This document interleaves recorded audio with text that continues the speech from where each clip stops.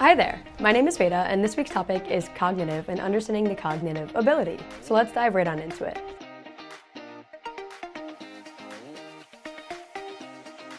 Cognitive ability is the ability to understand information, analyze it, predict outcomes, and make decisions, in which we act upon. Cognition is the ability to understand why things are the way they are and to help us analyze and recognize if something is a helpful situation or if it's a harmful situation. When we experience many different situations, there's so many chances that we can think negatively, which we call cognition distortion. And an example I'm going to use is ANTS, which stands for automatic negative thoughts, which this helps destroy some of our self-confidence and makes us act differently depending on our feelings and our thought process. Automatic negative thoughts, or ANTS, are quick processes of thoughts that come to our brain when we don't really have the chance to be able to critically think about what is happening in the situation. Kind of like a fight or flight response. It helps you to struggle with problem solving and understanding the situation for what it is, and makes you believe things that aren't necessarily true, such as the people around you, even believing in yourself, and the environment around yourself, which is why it's really important to be able to take the right steps in the right direction.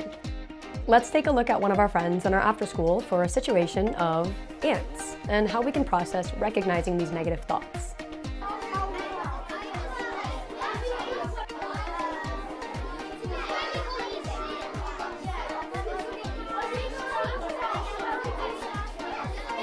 They're staring at me. They're going to think I'm weird. They probably don't want me to sit with them. I'll never make friends.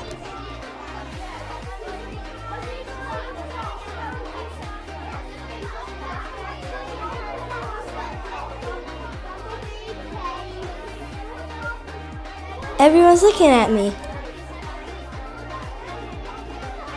Maybe they all want to be my friend. There's so many spots to pick, I can't wait.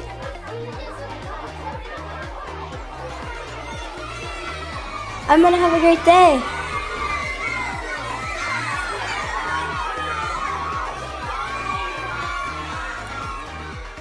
Just as we had seen in our example with our student in the classroom, maybe she had some negative thoughts in the beginning, and this made her to believe that nobody wanted to sit with her or nobody wanted to be around her, which made her sit by herself. Sometimes we can have the joy taken out of this because of the way that we process our own thoughts. However, again, just like I had mentioned before, if we tweak our thoughts and think that maybe this isn't the case, maybe I should experience it first before I just automatically assume it's the worst case scenario, and then that'll therefore change how the outcome is. Just like as we had seen in the video, the student started thinking, maybe if I sit with my friends, I'll have a great opportunity to make even more new friends, or learn something about them that I never knew before.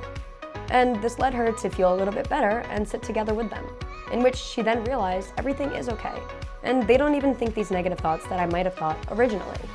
So it's really important to take action, not only just based on our thoughts, but recognizing when I start to think negatively, recognizing when we have self-doubts and talk negatively about ourselves.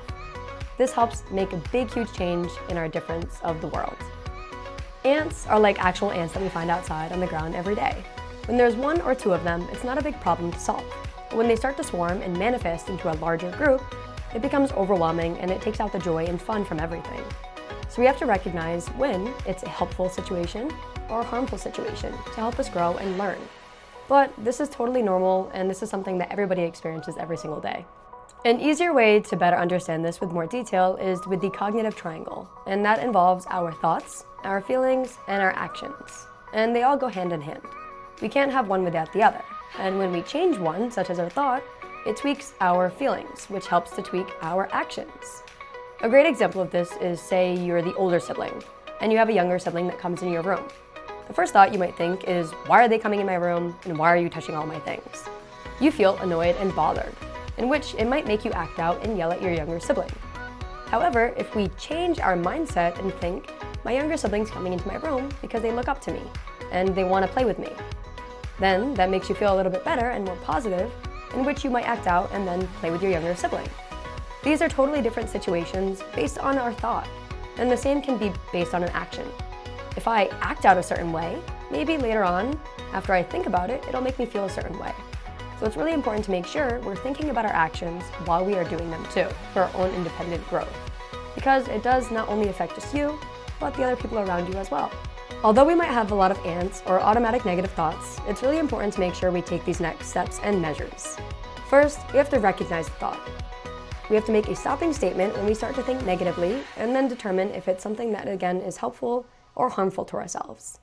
From there, we can start to question how we feel based on our thought. Do we feel anxious, worried, angry, sad? Then, we can dive in a little bit deeper. We can examine the thought. Where did it stem from? Where did it originate from? And that'll make us better understand it and ourselves. And then lastly, we have to challenge the thought.